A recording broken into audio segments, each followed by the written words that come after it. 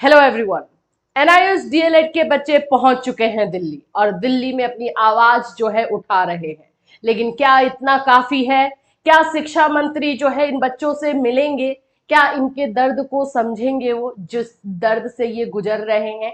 जब आप इन लोगों के साथ बैठोगे और 2 मिनट बात करोगे ना, तो इनकी बातों को सुनकर के आपकी आंखों में आंसू ना आ जाए तो कहना।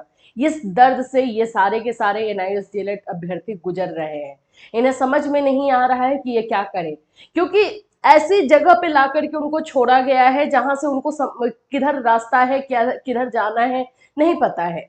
और मैक्सिमम बच्चे इस एनआईएस डीएलएड से जिन्होंने किया है वो मीडियम फैमिली के हैं या एवरेज फैमिली के हैं, तो उनके पास इतना भी स्कोप नहीं है कि चलो ये भी कर लेते हैं वो भी कर लेते हैं। तो सोचो कि उनके साथ क्या चीजें हो रही है, मेंटली वो कितने ज्यादा जो है हरास हो रहे हैं। तो आज हम एनआईएस डीएलएड के अभ्यर्थियों के लिए ही बात करने वाले हैं और लगातार हमारा ये पूरा चैनल जो है पूरी तरीके से एनआईएस डीएलएड के बच्चों के लिए डेली बेसिस पे हम लोग आवाज उठा रहे हैं और उठाते रहेंगे जब तक कि आपको इंसाफ ना मिल जाए। सो फ्रेंड्स, आप सभी से ये हमारी गुजारिश है, हमारे कैटलिस्ट सोनी टीम की गुजारिश है कि साथ आइए, प्लीज साथ आइए। ये आप लोगों के लिए बहुत इंपॉर्टेंट टाइम है। इसके बाद अगर आपको लगेगा तो मत आइएगा, लेकिन इस टाइम में साथ आइए। इस टाइम में आपकी बातों को सुना और माना जाएगा।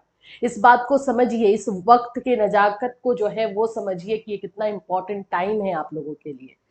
देखिए, आप लोग यहाँ पे मेरे पीछे देख सकते हो, ये जो है दिल्ली में जो है बच्चे पहुंचे हुए कनॉट प्लेस में। एक बोल सकते हो कि न्यूज चैनल से कवर किया जाता है, वहां पे लाइव जो है प्रॉब्लम्स लिए जाते हैं, उठाए जाते हैं।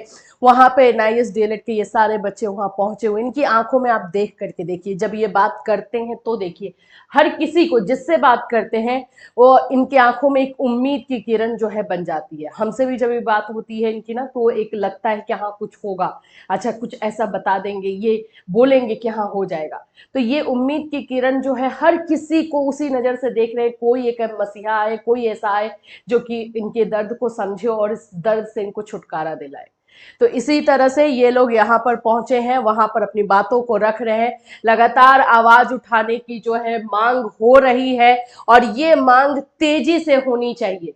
जिस तरह से गर्मी बढ़ रही है वैसे आप लोगों की मांग बढ़नी चाहिए। आप लोगों की मांग जो है हर किसी के कान तक पहुंचनी चाहिए। यहाँ पर जब ये बात हुई तो जो ये एंकर है इनसे बात करते समय बहुत सारे ऐसे बच्चे हैं जो रोने भी लगे, क्योंकि उनको रास्ता भी नहीं पता था। और कि दर्द इतना ज्यादा है, जब हमें दर्द इतना ज्यादा हो जाता है तो अपने दर्द को हम बता भी नहीं पाते, आंखों से आंसू आ जाते। वही चीज इन बच्चों के साथ हो रहा है। इनका बस एक कहना है, शिक्षा मंत्री इनकी बात को भी सुने। एजुकेशन मिनिस्टर जो है जब नीट की बातों को, उनके बच्चों की बातों को सुन सकते हैं, तो एनआईएस डीएलएड के साथ क्यों इस तरह से भेदभाव अन्याय हो रहा है? आखिर में क्या इन्होंने गलती कर दी है? आपने कोर्स करवाया, आपने बोला कि कोर्स करना कंपलसरी है, विदाउट कोर्स जो है आप टीचर नहीं बनोगे, तो इन्होंने बच्चों ने किया है। अब इनके साथ ये अन्याय, क्योंकि सुप्रीम कोर्ट से एक फैसला आ गया और वो फैसला भी जो आया है वो उसमें भी इनकी गलती नहीं है। वो अब किन चीजों से आया है वो हम लोग ऑलरेडी डिस्कस ही कर चुके हैं कि किसकी लापरवाही से, किसके जो है नियम न बनाने की वजह से, बहुत सारी उसमें कमियां रहने की वजह से वो आया हुआ है। तो इसमें भी तो इन बच्चों की गलती नहीं है, तो फिर सरकार क्यों नहीं सुन रही है? क्यों इन्हें जो है इस तरह से भेदभाव के तरीके से देखा जा रहा है और इनके साथ इस तरह से हो रहा है? पिछली बार भी जब ये लोग दिल्ली गए थे तो 20 दिन 25 दिन कितने दिन इन्होंने वहां पे रहा था। रोड पे कुछ बच्चे रहते थे, कोई रेलवे स्टेशन पे रहता था। आप सुनोगे ना तो आपको लगेगा कि हम तो घर में बैठ करके बस ये न्यूज बना रहे हैं, ये कर रहे हैं इंफॉर्मेशन पहुंचाने के लिए, लेकिन ये लोग रियल स्ट्रगल जो होता है सरकारी नौकरी के लिए, अपने अपने बोल सकते हो कि कोर्स को बचाने के लिए जो है ये लोग कर रहे हैं। उस समय भी इनके साथ यही हुआ, इनकी बातों को सुना नहीं गया और जब ज्यादा मात्रा में, ज्यादा संख्या में जो है वहां पे बच्चे पहुंचे तो उनको उठा करके जंतर मंतर रखवा दिया गया। ये सारी चीजें सही नहीं है, क्योंकि जब ये सब एक साथ आएंगे और जब इनका गुस्सा, ये एक पाइलअप हो रहा है, बोलते हैं ना गुस्सा जो है इकट्ठा हो रहा है और ये सब एक साथ जो है जा रहा है, तो बहुत खतरनाक हो जाएगा। क्योंकि एक टाइम ऐसा आएगा कि जो इंसाफ मिले और टाइम पर ना मिले और टाइम के बाद मिले तो उस इंसाफ का भी कोई मतलब ही नहीं बनता है। वो भी एक तरह से जो है नाइंसाफी होती है। ये चीजें एनआईएस डीएलएड अभ्यर्थियों के साथ लगातार हो रही है। हम बिल्कुल बोल रहे हैं कि हम ये लॉ के थ्रू लड़ाई लड़ेंगे, और वो चल रहा है, वो अपने लेवल पर है। अभी की जो लड़ाई है वो आप लोगों के ग्राउंड लेवल से होनी चाहिए। ग्राउंड लेवल वाला काम जो है अभी होना बहुत जरूरी है। यहां पर संख्या दिखाना जरूरी है। तो ये जो बातें हो रही हैं कि हम वहां पर सब इकट्ठा होंगे, बात करेंगे, सब शिक्षा मंत्री से मिलेंगे, तो ये बहुत ज्यादा जरूरी है। और इसके लिए बच्चे दिल्ली पहुंचे हैं।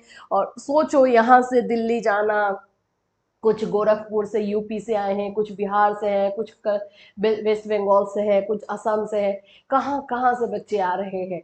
अब वो वहां पे दिल्ली में पहुंचे हैं, कहाँ रह रहे हैं? तो रोड पे रह रहे हैं, सड़क पे रह रहे हैं, रेलवे स्टेशन पे रह रहे हैं।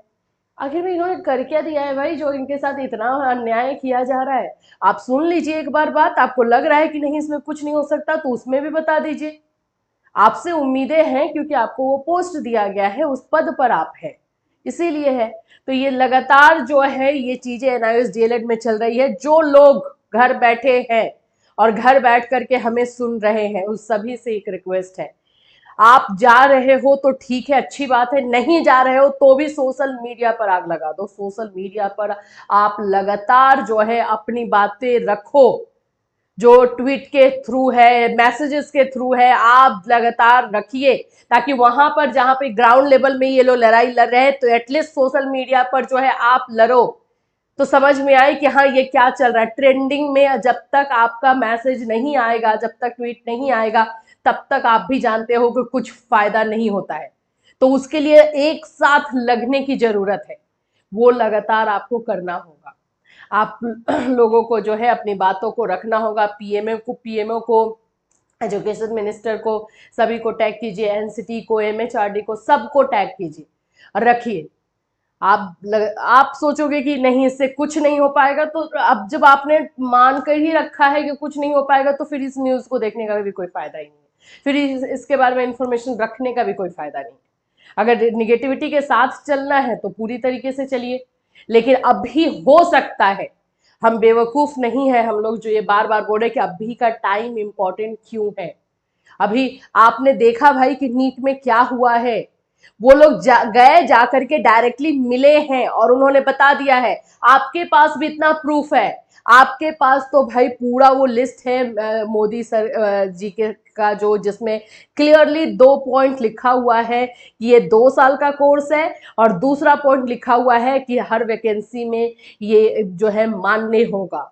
आपके पास तो पूरा मतलब एडवर्टाइजमेंट का ही है, सब कुछ आपके हाथ में है। लेकिन क्या है, तो हिम्मत नहीं है, करेज नहीं है, साहस नहीं है। इन्हीं सब चीजों की कमी की वजह से आप पीछे हट रहे हो।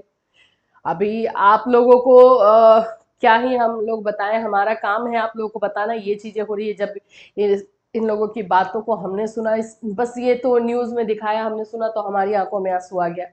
क्योंकि बोलना बहुत कुछ चाह रहे हैं ये लोग, बोल नहीं पा रहे हैं। और बोलते बोलते जब आंख में आंसू आ जाए तो समझ लो कि दर्द जो है अब पार हो रहा है। और वो दर्द हर कोई समझ, जो कनेक्ट हो रहा है वही समझ पा रहा है। तो ये चीजें जो है बहुत ज्यादा जरूरी है कि प्लीज आप सभी से रिक्वेस्ट है, एंड शिक्षा मंत्री, एजुकेशन मिनिस्टर से भी हमारे रिक्वेस्ट है कि एक बार इनकी बातों को सुना जाए, एक बार इन पर भी ध्यान दिया जाए। इनके साथ रियली में अन्याय हुआ है। जब इनको कोर्स करवाया गया तो कोर्स को अमान्य अभी घोषित किया जा रहा है, तो सरकार को इनके साथ खड़ा होना चाहिए।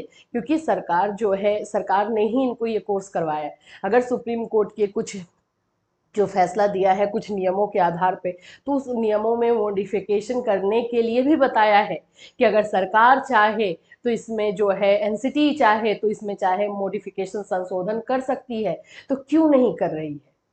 बहुत श्राप लग रहा है, बहुत आह निकल रहा है इन बच्चों के जो है दिल से, मन से। तो ऐसा नहीं होना चाहिए। और हम जो आज़ादी की लड़ाई आज देखते हैं तो आज हमारा खून खौल जाता है कि हम होते तो ये कर लेते। ये भी एक तरह से लड़ाई ही लड़ रहे हैं ये सारे बच्चे, इनके साथ भी वही चीज़ें ही हो रही है। तो रिक्वेस्ट हमारा ये पूरे हमारी टीम की तरफ से जो है रहेगा कि अगर अगर कहीं से ये वीडियो आप तक पहुंचता है तो ये रिक्वेस्ट है कि इनके बातों को सुना जाए, इनके दर्द को सुना जाए और एक बार इनको अपनी बातों को रखने का मौका दिया जाए। फिर उनको अगर लग रहा है कि नहीं इसमें कुछ नहीं है तो दे ये हो जाए, लेकिन एक बार इनको इनकी बातों को रखने का मौका जरूर दिया जाए। और हमारे एनआईयूज अभ्यर्थियों सभी भाई बहनों से यही है कि घर में बैठे हो, सोशल मीडिया का यूज करो, ज्यादा से ज्यादा अपने मैसेजेस को डालो, नहीं आता है किसी से पूछो कि कैसे करना है और वो काम जल्दी से जल्दी करो। ये जब तक दिल्ली में हैं ये लोग, और इतना इतना ज्यादा सोशल मीडिया पर मैसेज फैलाओ कि शिक्षा मंत्री इनको बुलाएं और इनसे बात करें और इनकी बातों को सुने। तो फिलहाल एनआईयूज डीएलएड से रिलेटेड यही चीज है, जैसे जैसे जो भी इंफॉर्मेशन आती जाएगी हम आपको बिल्कुल बिल्कुल इन्फॉर्म करेंगे। टेक केयर एवरीवन, अपना ख्याल रखिए।